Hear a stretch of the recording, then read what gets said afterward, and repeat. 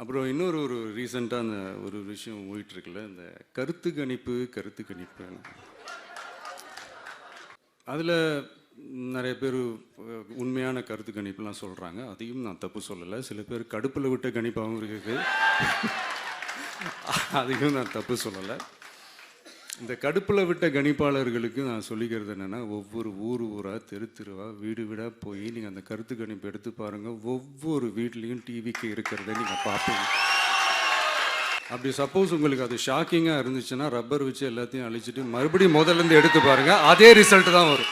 இது என்னப்பா லாஜிக்கு, அது எப்படி எல்லார் வீட்லேயும் டிவிக்கு இருக்கும் அப்படின்னு நீங்கள் கேட்டிங்கன்னா, ஒரு சின்ன சாம்பிளுக்கு ஒரு சின்ன டெஸ்ட் ஒன்று பண்ணி பாருங்களேன். நம்ம சிஎம் சார் இருக்காங்கள்ல, ஸ்டாலின் சார், ஒரு 2 இயர்ஸ் பேக் இருக்கும்னு நினைக்கிறேன். ஒரு மேடையில் பேசும்போது சொன்னாங்க, இந்த மாதிரி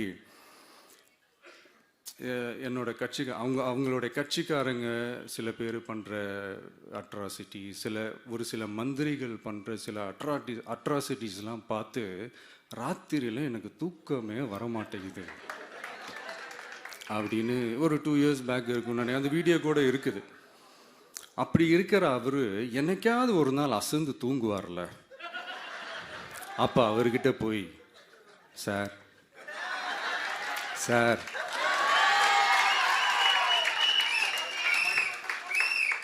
எந்த சின்னத்துக்கு சார் ஓட்டு போடுவீங்க அப்படின்னு கேட்டு பாருங்க. விசில் சின்னத்துக்கு தான். தூக்கத்தில் இப்படி டப்புன்னு எழுப்பி கேட்டால் டப்புன்னு உண்மையை போட்டு உடைச்சிருவாங்க.